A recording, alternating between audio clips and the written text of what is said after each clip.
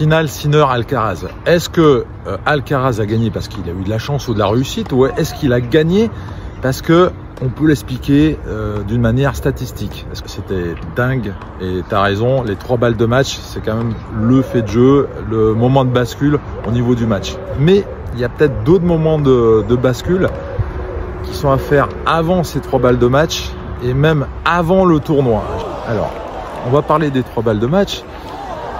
Effectivement, on peut dire que c'est de la chance, on peut dire que c'est de la réussite. Mais moi, je pense pas.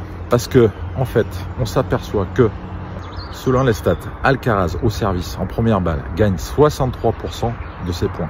En deuxième balle, il gagne 57% de ses points. Donc ça veut dire qu'il a plus d'une chance sur 2 pour gagner le point. Alors même s'il y a 3 balles de match, ce qui est plus extraordinaire, c'est de gagner 3 points de suite. Mais en tout cas, il avait beaucoup de chances de gagner ses points. Mais au niveau des stats, c'était pas déconnant. Donc c'est pour ça que je dis que c'est pas forcément de la chance, la réussite, et que ce qui m'impressionne plus, c'est son jeu de relance. 4e set, Sinner qui mène 5-4, il a le service. Et au service, selon les stats, il a gagné 70% de ses premières balles au service et 50% de ses premières balles, deuxième balle au service. Donc ça veut dire qu'il a plus d'une chance sur 2 pour gagner le point. Et Alcaraz arrive quand même à gagner. Pour reparler de ce jeu énorme, de ce jeu à 5-3, service Alcaraz, sur le deuxième point, je trouve que c'est là que Sinner rate son match, c'est-à-dire que Alcaraz, il fait une seconde balle, quand même. La seconde balle, t'imagines, t'as Sinner en face de toi, Roland Garros, t'as sauvé une balle de match, mais t'en as 2 encore à sauver, et t'as une seconde balle. Il fait une seconde balle à seulement 145 km/h. Sinner essaie d'en profiter, mais je trouve qu'il en profite trop. C'est-à-dire qu'il en met trop, il sort sa balle vraiment de 30 ou 40 cm, au lieu de relancer plein centre, lifté, et ensuite de construire le point. Sur les 5 points du jeu, Sinner n'a passé que 2 premières balles.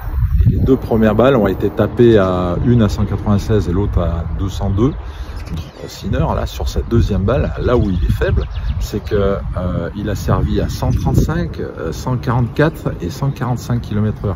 Et notamment sur la balle de jeu, Sinner, vraiment, il pétochait parce qu'il a servi à 135 km/h. Donc Alcaraz en a profité pour reprendre du terrain et ensuite terminer par un super coup droit gagnant long de ligne. Alors, si on parle de la seconde balle entre Alcaraz et Sinner, Alcaraz a servi à 165 km/h de moyenne en seconde balle, ce qui est relativement élevé.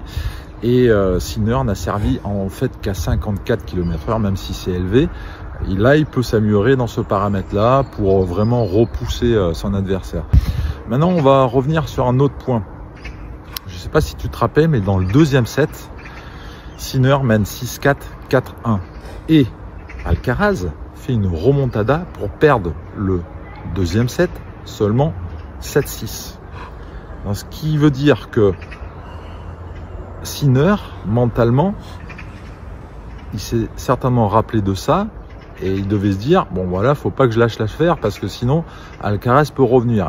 Et il y a eu un autre point aussi, il y a un autre point mental qui était important dans cette victoire d'Alcaraz, c'est que Alcaraz a toujours dit qu'il y croyait, mais pourquoi? À Rome, en 2025, sur le tournoi de Rome, premier set, Alcaraz sauve 2 balles de 7 et ensuite remporte le match. Donc les matchs d'avant ont certainement influencé le résultat et l'attitude d'Alcaraz. Les 5 derniers matchs, c'est Alcaraz qui a gagné. Donc ça veut dire que Alcaraz est un peu la bête noire de Sinner et que Sinner n'arrive pas forcément à s'en dépatouiller. Il y a une évolution possible sur le jeu Sinner, c'est le jeu d'avant en arrière et notamment au niveau des amortis. Il y a une stat qui est affolante, c'est que Sinner a fait 11 amortis et Alcaraz en a fait 32. Donc s'il arrive à faire ça, à faire un peu plus de cours croisés, à provoquer un peu plus le jeu avant-arrière, certainement qu'il aura un jeu un petit peu plus complet et qu'il pourra aller gagner.